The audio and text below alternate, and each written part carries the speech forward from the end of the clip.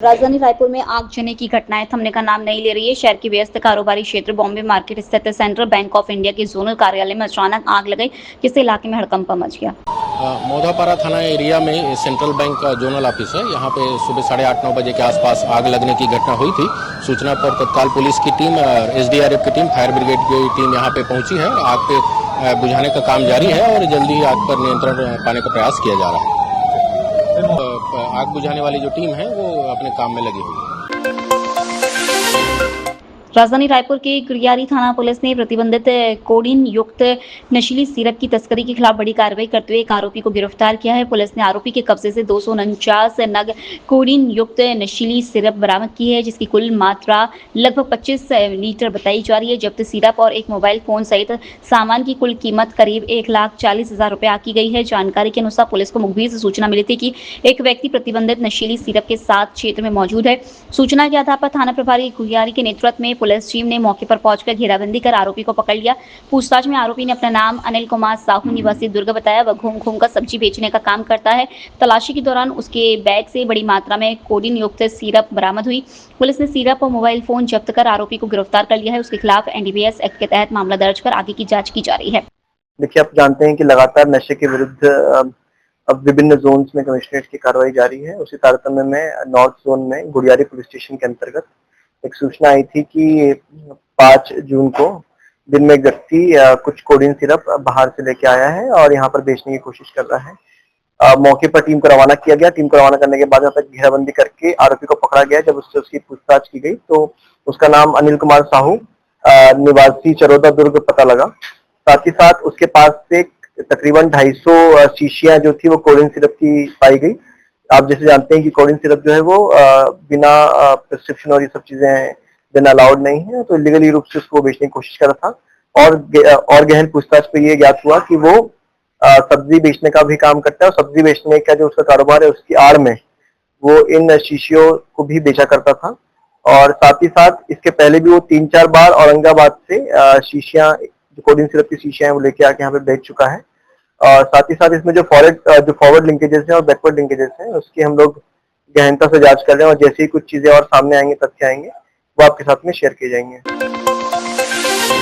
छत्तीसगढ़ में पेड़ों की कटाई को लेकर प्रदेश कांग्रेस अध्यक्ष दीपक बैज ने सरकार पर गंभीर आरोप लगाए हैं। उन्होंने कहा कि कांग्रेस इस मुद्दे पर बड़ा प्रदर्शन करेगी। बैज ने आरोप लगाया कि सरकार ग्रेट निकोबार और सरगुजा संभाग के हसदेव अरण्य क्षेत्र में पेड़ों की कटाई को लेकर गंभीर नहीं है।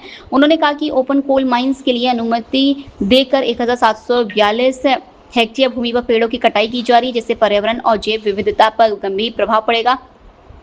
दीपक बैज ने आरोप लगाया कि यह निर्णय चुनिंदा उद्योगपतियों को लाभ पहुंचाने के लिए लिया गया है। उन्होंने दावा किया कि इस प्रक्रिया में लगभग 7 लाख से अधिक पेड़ों की कटाई की जा रही है, जिससे क्षेत्र का पर्यावरणीय संतुलन प्रभावित होगा।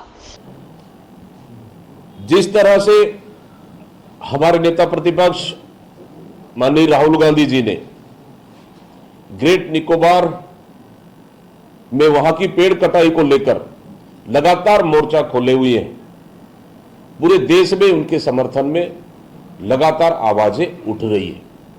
उसी तरह से छत्तीसगढ़ में भी हमारे सरगुजा क्षेत्र के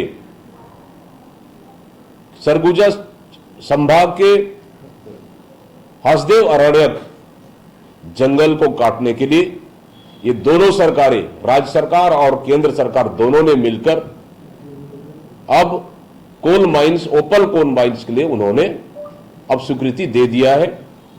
अब इसके बाद लगभग 7 लाख पेड़ों की कटाई शुरू होगा। हम पूछना चाहते हैं इस सरकार से, प्रदेश के मुख्यमंत्री आदिवासी, प्रदेश के वन मंत्री आदिवासी, ये दोनों मिलकर प्रदेश के जल, जंगल, जमीन और खनिज संसाधन को अपने चहेते उद्योगपति अडानी को ये बेचने का काम कर रहे हैं। पूरे आदिवासियों के हितों को दरकिनार करते हुए लगभग 1742 हेक्टेयर वन भूमि को इन्होंने केते एक्सटेंशन ओपन कोल माइंस के लिए स्वीकृति दे दिया है। न ग्राम सभा की जरूरत है, न वहां के आदिवासियों, जबकि वो 5वीं अनुसूचित क्षेत्र है। बिना ग्राम सभा की सहमति से एक भी पेड़ नहीं काटा जाना चाहिए, लेकिन अपने एक चहेते उद्योगपतियों के हितों की संरक्षण के लिए छत्तीसगढ़ के खनिज संसाधन को सौंपने के लिए लाखों पेड़, 7 लाख से अधिक पेड़ को ये सरकार काटने जा रही है। निश्चित रूप से इससे कहीं न कहीं हसदेव क्षेत्र में वहां की जैव विविधता, वहां के हमारे धरोहर, वहां के हाथी और रामगढ़ की पहाड़ी, उसके बाद सीता गुफा, जानकी रसोई, प्रभु श्री राम के रामगमन वनपथ, जो वहां से शुरुआत हमारी सरकार ने की थी, उन सभी हितों को दरकिनार करते हुए सिर्फ अपने एक चहेते उद्योगपतियों को सौंपने के लिए ये सरकार पेड़ों की कटाई के लिए बेताब है और कहीं न कहीं इसका विरोध लगातार किया जा रहा है। और आने वाला समय में निश्चित रूप से उन आदिवासियों के हक के लिए 7 लाख पेड़ की कटाई से बचाने के लिए निश्चित रूप से प्रदेश कांग्रेस कमेटी इसका विरोध करती है और पेड़ों को बचाने के लिए बड़े आंदोलन करने के भी पूरी तैयारियां कर रही है। हम खनिज संसाधन और पेड़ कटने नहीं देंगे। मुख्यमंत्री बताए, वन मंत्री बताए कि आखिर क्यों एक उद्योगपति के इशारे पर नाच रहे हैं, आखिर आदिवासियों के जल जंगल जमीन को बेचने पर क्यों इतने आतुर हैं। और पूरे नियम कानून को दरकिनार कर हमारा छत्तीसगढ़ के हसदेव को एक उद्योगपतियों को सौंपा जा रहा है। इसका जिम्मेदार कौन है? मुख्यमंत्री जी जवाब देना चाहिए। कांग्रेस पार्टी इसको लेकर बड़े प्रदर्शन की तैयारियां आने वाला समय में करेगी। छत्तीसगढ़ के पूर्व मुख्यमंत्री एवं कांग्रेस के वरिष्ठ नेता भूपेश बघेल ने भारतीय जनता पार्टी पर निशाना साधते हुए कहा है कि भाजपा उन्हें अपना सबसे बड़ा राजनीतिक प्रतिद्वंदी मानती है। मीडिया से चर्चा के दौरान बघेल ने कहा कि भाजपा को दिन रात उनके ही सपने आते हैं और उन्हें लगातार टारगेट किया जाता है। उन्होंने कहा कि यह उनके लिए अच्छी बात है कि भाजपा उन्हें अपना प्रमुख प्रतिद्वंदी मानती है। भूपेश बघेल के इस बयान पर प्रदेश के वन मंत्री केदार कश्यप ने पलटवार किया है। उन्होंने कहा कि भाजपा किसी को सपने में नहीं देख रही है। उन्होंने तंज कसते हुए कहा है कि सपने में देखने वाले तो वे लोग थे और भूपेश बघेल की जुबान फिसल गई होगी। अब इसका क्या जवाब दूं मैं? उनको दिन रात मेरे सपने आते हैं, दिन में भी हो रात में हो, लगातार केवल मुझे टारगेट करते हैं। तो मेरे लिए तो अच्छी बात है कि वो मुझे अपने प्रतिद्वंदी के रूप में देखते हैं। अच्छी बात है। नहीं, हम सपने में नहीं देख रहे हैं। सपने में तो देखने वाले तो वो थे, सरगुजा के महाराजा थे। वो शायद उनके सपने की बात कर रहे हैं, उनके सपनों में आते होंगे। अभी उनकी आपस में बैठ कर के जो गाड़ी में चलते हुए दिखाई थी, तो वो सपने के चर्चा किए होंगे। तो वो शायद उनके टंग स्लिप हो गया होगा, तो जुबान फिसल गई होगी, तो शायद उसके आधार पर कह रहे होंगे। उनके सपने में क्योंकि बीजेपी है, तो इसलिए भूपेश बघेल जी कहते हैं बीजेपी का नाम ले रहे हैं। लेकिन वास्तविकता ये है कि जो टीएस बाबा के सपने में बाबा बाबा बोल रहा है, क्या क्या था उस समय में नारा, मुझे ध्यान भी नहीं है।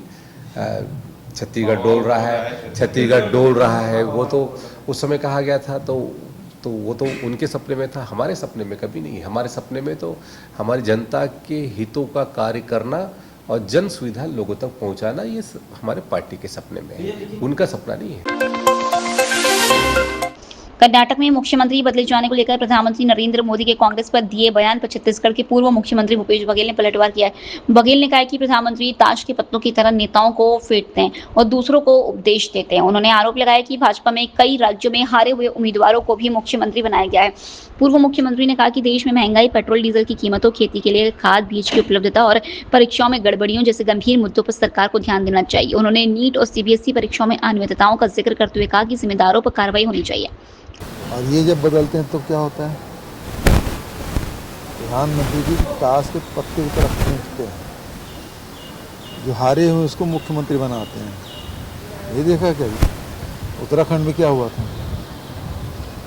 तो ये ताश के पत्ते की तरह बदलते हैं और दूसरे पे उपदेश देते हैं। अभी तो मुख्य रूप से बात ये है कि ये सब बात छोड़िए आप, पहली बात बताओ कि पेट्रोल डीजल का क्या हुआ। महंगाई के मार से हिंदुस्तान पूरा त्रस्त है। खाद बीज का क्या हुआ, क्योंकि अब खेती किसानी का सीजन आ चुका है। और ये नीट परीक्षा का क्या हुआ, जब आपने स्वीकार कर लिया तो फिर मंत्री जी हटाते क्यों नहीं हो। सीबीएसई में गड़बड़ी, नीट परीक्षा में गड़बड़ी, ये सारी गड़बड़ियाँ हो रही प्रधानमंत्री जी, आप उसको देखें। कांग्रेस क्या कर रही नहीं कर रही उसको हम पे छोड़ दीजिए। हम लोग जिस हाल में खुश हैं, लेकिन देश जो बदहाल हो रहा है, अब तेल खाने तेल, अब आपने कहा था कि कम खाओ, अब लोग मान नहीं रहे हैं तो आपने तेल के रेट बढ़ा दिए। नीट पेपर लीक और सीजीपीएससी घोटाले को लेकर प्रदेश कांग्रेस अध्यक्ष दीपक बैज ने राज्य सरकार पर निशाना साधा है। उन्होंने कहा कि नीट पेपर लीक मामले में भाजपा सरकार की ओर से कोई ठोस प्रतिक्रिया नहीं दी जा रही है। वहीं सीजीपीएससी मामले में चयनित अभ्यर्थियों को नियुक्तियां दी जा रही है, लेकिन इस पर सरकार की ओर से कोई स्पष्ट बयान नहीं दिया जा रहा है। दीपक बैज ने आरोप लगाया कि सरकार लगातार युवाओं के भविष्य के साथ खिलवाड़ कर रही है। उन्होंने कहा कि इन मामलों में पारदर्शी जांच और सख्त कार्रवाई की जानी चाहिए। लगातार दूसरे साल नीट का पेपर लीक, सीबीएसई के परीक्षा जांचने में गड़बड़ी, आखिर सरकार की गलत नीतियों का पेपर लीक घोटाला कि हमारे छात्रों के भविष्य क्यों खिलवाड़ किया जा रहा है, यह सबसे बड़ा सवाल है। आज हमारे नेता प्रतिपक्ष माननीय राहुल गांधी जी लगातार पेपर लीक की मामला को उठा रहे हैं और जहां जहां भारतीय जनता पार्टी की सरकार है राज्यों में, आखिर वहीं पेपर लीक क्यों। लगभग 22 लाख से अधिक छात्रों के भविष्य साथ ये सरकार खिलवाड़ कर रही है। जो वो छात्र कि अपना परीक्षा देकर कि कोई डॉक्टर बनना चाहता है, जो उनका सपना को इस सरकार ने चकनाचूर कर दिया। साथ ही अब सरकार कह रही फिर दोबारा परीक्षा होगा। उन बच्चों का क्या होगा जो एक साल पहले से नीट की परीक्षा की तैयारी कर रहे थे और उनका पेपर शानदार बन चुका है, और दोबारा पेपर देना। नीट पेपर लीक से कई छात्रों ने आत्महत्या कर ली है। इसका जिम्मेदार कौन है। और अब सरकार कह रही है कि हम दोबारा पेपर कराएंगे और पेपर लाने और ले जाने का काम सेना करेगी। अपने आप को बड़ा विश्वगुरु कहने वाली सरकार, क्या अब सेना को भी अब पेपर और परीक्षा देने के लिए सेना का उपयोग कर रही है। मतलब इतने कमजोर सरकार हमने देश के इतिहास में पहली बार देखा है। मतलब बच्चों का परीक्षा अब सेना लेगी, अब सेना के हवाले छोड़ दिया गया है। मतलब सरकार के ऊपर किसी पे भरोसा नहीं है। क्या सेना बॉर्डर में काम करेगी, देश की सुरक्षा करेगी, देश का रक्षा करेगी, या पेपर लेगी। ये बताए प्रधानमंत्री, सरकार बताए। इस तरह पूरे देश के युवाओं के भविष्य के साथ ये सरकार खिलवाड़ कर रही है।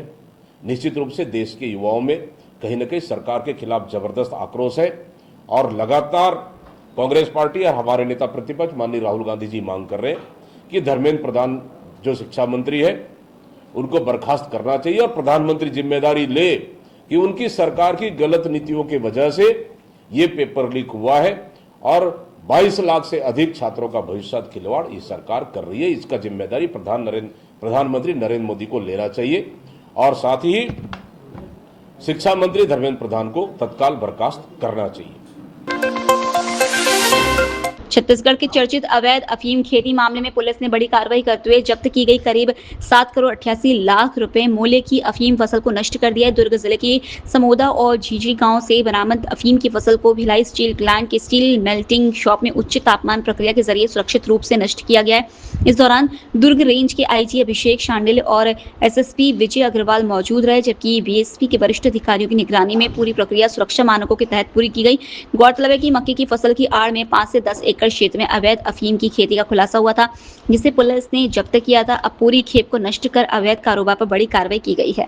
जेवरा सिरसा चौकी क्षेत्र अंतर्गत समोदा और जेंदरी गांव में जो अफीम की खेती के समय एनडीपीएस एक्ट की कार्रवाई की गई थी, उसमें जब्त सामग्री अफीम के पौधे और डोडा चूरा और उसके जो फल थे उसको आज विधिवत वैधानिक कार्रवाई कर टीम के द्वारा नष्टीकरण कार्रवाई किया गया है।